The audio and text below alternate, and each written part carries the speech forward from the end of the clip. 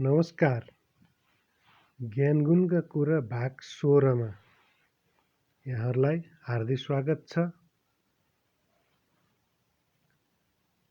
यसभन्दा अगाडि मैले हजुरहरूलाई हाम्रो शरीर 5 वटा छन्, हाम्रा संस्कार 5 वटा छन्, हाम्रो मानसिक अवस्था पनि 5 वटा छन् भन्ने कुराहरूको जानकारी गराएको थिएँ। आज मैले धेरै वर्ष अगाडि लेखेर फेसबुकमा पोस्ट गरेको मायाजाल भन्ने निबन्ध थियो। त्यसैबाट केही कुराहरू जानकारी गराउन चाहन्छु। जसरी हामीसँग सबै कुराहरू 5 थिए, त्यसरी नै हामीसँग कर्मेन्द्रिय 5 र ज्ञानेन्द्रिय 5 छन्।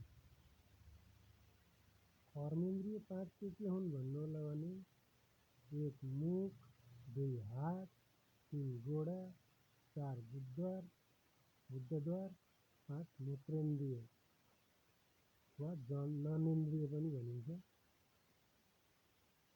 त्यस्तै हाम्रा ज्ञानेन्द्रियहरू पनि 5 नै छन्। 1 नाक, 2 आँखा, 3 कान, 4 जिब्रो, 5 छाला। यसरी इन्द्रिय भन्नाले शरीरभन्दा बाहिरी पदार्थहरूको अनुभव गर्ने शक्ति, आफूमा भएका अवयवहरूको समूहगत नाम हो।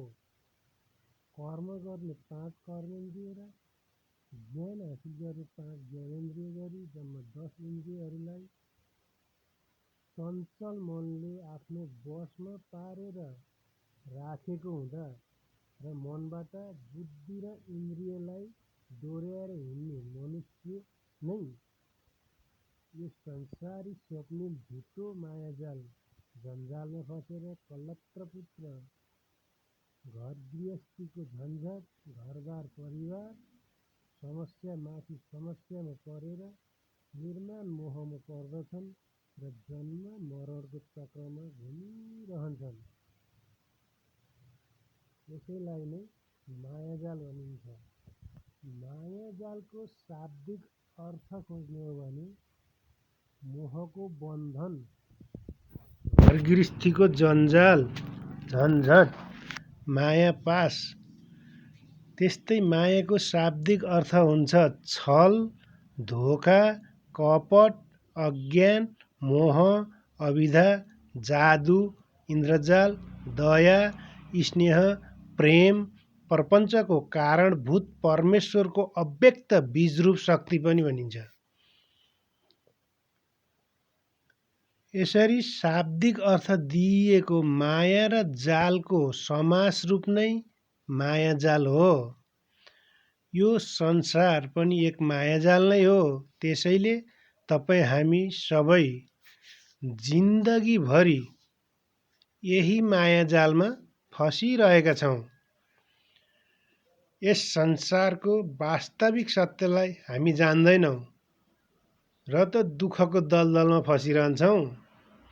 जति बेला हामी आध्यात्मिक ज्ञान र प्रभुको सर्वोच्च सत्तालाई जान्दछौँ वा स्वीकार्दछौँ, त्यति बेला मात्र हामी यस संसारको वास्तविकता जान्दछौँ। मायाको कुनै अस्तित्व छैन। त्यो केवल एउटा अनुभूति मात्र हो। त्यो अचम्म हो। मायाको पासोमा परेर हामी म र मेरोको चौघेरामा बन्दी हुन्छौँ। केन्द्रलाई अस्वीकार गर्छौँ, सर्वोच्चलाई नकार्छौँ, सांसारिक वस्तुलाई नै सत्य ठान्छौँ। त्यसैलाई भोग्ने चक्करमा परेर अनेक प्रकारका दुःख कष्ट झेलिरहन्छौँ। मन, विवेक र बुद्धिलाई अङ्कुश लगाउँछौँ। मायामा फसेर हामीले खुसी प्राप्त गर्न सक्छौँ, तर आनन्द र प्रसन्नता कहिले पनि प्राप्त गर्न सक्दैनौँ। खुसी क्षणिक हुन्छ, अल्प हुन्छ। खुसीमा नैतिकता र पुण्य हुँदैन, किनकि त्यो स्वयं अल्प छ। मन नपरेको मान्छेले दुःख पाउँदा पनि हामी खुसी हुन्छौँ। कुनै कुरो चोर्दा सफल भए पनि हामी खुसी हुन्छौँ। टन्न मदिरापान गर्दा धुम्रपान गर्दा पनि हामी खुसी हुन्छौँ। ड्रग्स लिँदा पनि हामी खुसी हुन्छौँ। मुख्य कुरा त के भने खुसीसँग त भय जोडिएको हुन्छ, आनन्दसँग निर्भय जोडिएको हुन्छ। खुसी आउँछ र क्षणमै जान्छ, तर प्रसन्नता र आनन्द आएपछि बुढौली जस्तै आएको आइ गरिरहन्छ, कहिल्यै जाँदैन र त्यसले परमानन्दमा पुर्याएरै छोड्छ।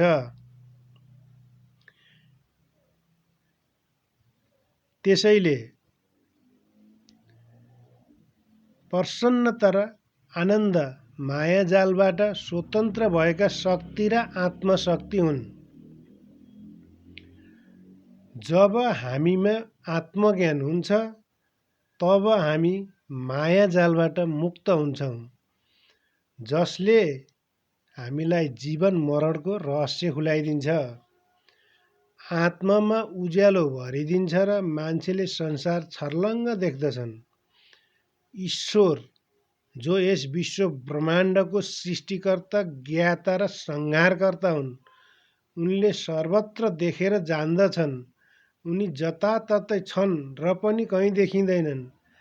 ईश्वरकै कुरा गर्दा मलाई सानोमा मेरो पिताजी चन्द्रबहादुरले सुनाउनु भएको कथाको याद आउँछ। एकपटक राजा जनक घोडामा सवार भइरहेका थिए। अचानक उनको मनमा के ईश्वर हुन्छन्? हुन्छन् भने कहाँ हुन्छन् र के गर्छन् भन्ने प्रश्न उठ्यो र साथमा भएको मन्त्रीलाई सोधे। मन्त्रीले पनि आफू बच्ने उपाय गरेर म त सामान्य मन्त्री मात्रै हुँ महाराज, यस्तो ज्ञान मलाई छैन, बरु महामन्त्री ज्ञानी हुनुहुन्छ, उहाँलाई पक्कै थाहा होला।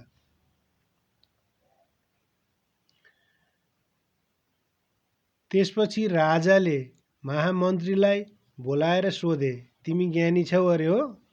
महामन्त्रीले पनि अरूको सामु सान बढ्ने ठानेर हो महाराज भनिदिए।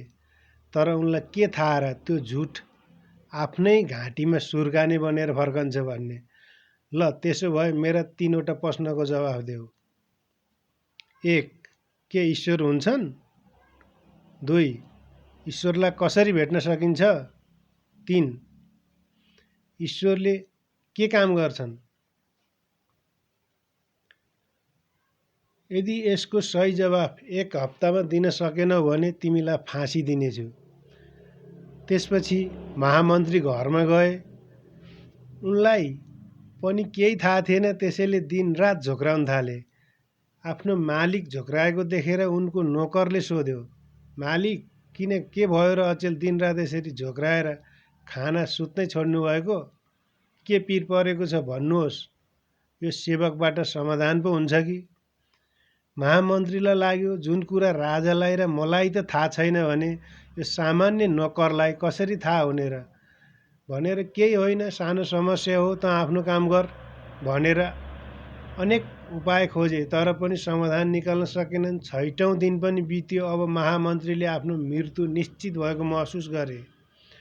नोकरले फेरि पनि सोध्यो, मलाई भन्नुहोस् मालिक, जे कुरा भए पनि म हल निकालिदिनेछु। तब जे होस् भन्नै पर्यो, केही नभए मन हल्का त होला भनेर सबै वृत्तान्त नोकरलाई सुनाइदिए।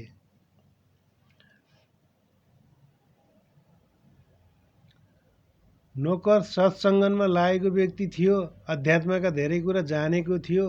त्यसैले उसले भन्यो, यति जाब कुरामा यत्रो दिनसम्म चिन्तित हुनुभएको मालिक, ल भोलि दरबारमा मलाई पनि लिएर जानुहोस् र राजाले सोधेपछि भनिदिनुहोस्, महाराज, हजुरले त मलाई सामान्य कुरा सोध्नुभयो, यसको जवाफ त मैले दिनै पर्दैन, मेरो घरको नोकरले पनि दिन सक्छ।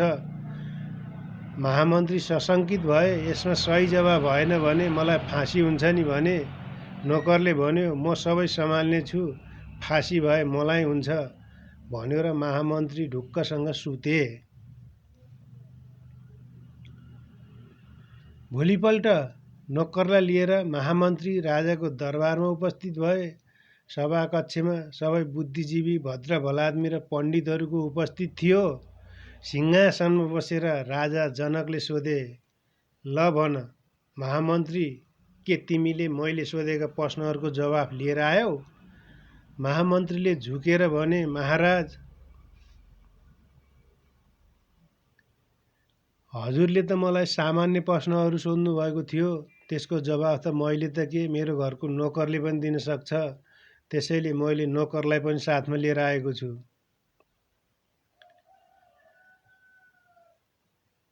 यति भनेर महामन्त्री आफ्नो आसनमा बसे। त्यसपछि राजाले नोकरलाई सोधे, ल भन भनेर।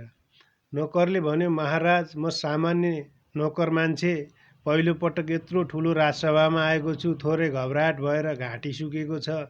अलिकति दुध पाउन भन्यो। राजाले दुध ल्याउन आदेश दिए। एक गिलास दुध हातमा लिएर नोकरले त्यसमा औँला हालेर घुमाइरह्यो। राजाले भने, त दुध नखाएर किन औँला हालेर घुमाइरहेको छस्? छिटो दुध पिएर मेरो प्रश्नको जवाफ दे। त्यसपछि नोकरले भन्यो, महाराज, म त्यही प्रश्नको जवाब खोजिरहेको छु। राजाले भने, के मेरो प्रश्नको जवाब दुधमा छ? होइन महाराज, म यो दुधमा घिउ खोजिरहेको छु। राजाले हाँस्दै भने, अरे मूर्ख, तँलाई घिउ खान मन लागेको भए पहिले नै भन्नु पर्दैन? नोकरले भन्यो, होइन महाराज, मैले दुधमा घिउ हुन्छ भनेको सुनेको थिएँ, त्यसैले यसमा खोजिरहेको छु। राजाले भने, धत लाटा, दुधमा घिउ हुन्छ यो कुरा साँचो हो, तर त्यसरी खोजेर भेटिँदैन। त्यो दुधलाई जमाएर दही बनाएर दहीलाई मथेपछि नौनी बन्छ। त्यो नौनीलाई तताएपछि मात्रै घिउ भेटिन्छ। राजाको कुरा सुन्ने बित्तिकै नोकरले भन्यो, भेटियो। राजाले सोधे, के भेटियो, घिउ? नोकरले भन्यो, होइन महाराज, हजुरको प्रश्नको जवाफ भेटियो। राजा दङ्ग परेर सोधे। नोकरले भन्यो, महाराज, जसरी दुधभित्र घिउ छ त्यसरी नै ईश्वर पनि हामीभित्र नै छन्। तर जसरी घिउ पाउनलाई दुधलाई दही बनाएर मथ्नुपर्छ, त्यसरी नै ईश्वरलाई पाउनलाई हामीले हाम्रो मन र विचारलाई दही बनाएर जमाएर स्थिर बनाएर योग साधनाबाट मथ्नुपर्छ। आस्था र विश्वासको आगोमा खर्याउनुपर्छ। अनि जताततै ईश्वर मात्रै भेटिन्छन्। ईश्वर हरेक प्राणीमा छन्, हरेक वस्तुमा छन्। महाराजका दुईवटा प्रश्नको जवाफ त मिलिसक्यो। अब तेस्रो प्रश्नले के गर्छन् भन्ने प्रश्नको जवाफ के त भनेर राजाले सोधे। तब नोकरले भन्यो, महाराज, रिसानी माफ पाऊँ। तेस्रो प्रश्नको जवाफको लागि मलाई हजुरले आफ्नो सिंहासनमा बस्ने अनुमति दिनुपर्ने छ र हजुर म बसेको ठाउँमा आएर बस्नुपर्ने हुन्छ। राजा एकपटक असमञ्जसमा परे। तैपनि प्रश्नको जवाफ पाउनको लागि उनले नोकरलाई आफ्नो सिंहासनमा बस्ने अनुमति दिए र राजा नोकर बसेको ठाउँमा आएर उभिए। तब नोकर गएर सिंहासनमा उप खुट्टी लगाएर शानसँग बस्यो। राजाले फेरि सोधे, खै त मेरो तेस्रो प्रश्नको जवाफ? नोकर मुसुक्क हाँस्यो र भन्यो, यही त हजुरको तेस्रो प्रश्नको जवाफ हो महाराज। ईश्वरले राजालाई रङ्क र रङ्कलाई राजा बनाउने काम गर्छन्। त्यो कुरा राजालाई पनि चित्त बुझ्यो र निकै बक्सिस दिएर पठाए। त्यसैले ईश्वरलाई मायाजालमा अल्झेर छालाका आँखाले देख्न सम्भव छैन। आध्यात्मिक ज्ञानका आँखाले मात्र देख्न सकिन्छ। ईश्वरको ज्योति प्रत्येक वस्तु सत्तामा छ। आत्माको उपस्थिति नै त्यस वस्तुको प्रकाश हो। त्यसैले आध्यात्मिक उन्नति नै मानव हृदयको निर्मलीकरण र सांसारिक मायाजाल र विषय वासनाबाट मुक्तिको एकमात्र उपाय हो र त्यो नै मानव मुक्ति हो। तृष्णा नै बैतरणी नदी हो। तृष्णा त्याग्नु नै बैतरणी नदी तर्नु हो। त्यसलाई तार्नको लागि कामधेनु गाई दान गर्नुपर्छ भनिएको छ। कामधेनु भन्नाले काम र ध्यानलाई त्यागिदिनु हो। तर आजका पण्डितहरूले गाईलाई नै दान माग्दछन्, जनावर नै, प्राणी नै दान माग्दछन्। त्यो आलङ्कारिक शब्दलाई बुझ्न नसकेको अवस्था हो। बैतरणी नदी भनेको तृष्णा हो र कामधेनु गाई भनेको काम र ध्यान दुईटा चिजलाई त्यागिदिएपछि त्यो व्यक्तिले आफै बैतरणी पार गरिसकेको हुन्छ। त्यसलाई न बाहुन पढाउनु पर्छ न गाई दान दिनुपर्छ। त्यस्तो व्यक्तिमा, काम र ध्यानलाई त्यागिसकेको व्यक्ति उसको मन शुद्ध चित्त भइसकेको हुन्छ, बैतरणी तरिसकेको हुन्छ। मनमा उसको केही आशा हुँदैन, कुनै इच्छा हुँदैन, कुनै तृष्णा हुँदैन, तर्क हुँदैन, वितर्क हुँदैन। चिन्ता नभएपछि आनन्द र परमानन्द प्राप्त गरी निर्वाणको यात्रा सुरु गरेको हुन्छ। मैले त्यति बेला फेसबुकमा पोस्ट गरेको यस निबन्धलाई कमल भट्ट सरले एउटा मिठो समालोचनात्मक प्रतिक्रिया लेख्नु भएको थियो। त्यो पनि म तपाईहरु समक्ष प्रस्तुत गर्दछु। सुन्न लायक छ त्यो प्रतिक्रिया। मैले त्यति बेला भनेको रहेछु, सानो साधनाले समीक्षक बनिँदैन भन्ने कुराको प्रमाण हो यो। श्रद्धेय कोमल भट्ट सरको प्रतिक्रिया। मान्छे त्यत्तिकै महान आत्मा बन्दैन। माया, मोह, लोभ, पाप, तृष्णा संग्रह गर्ने लालसाले हामीलाई महान बन्न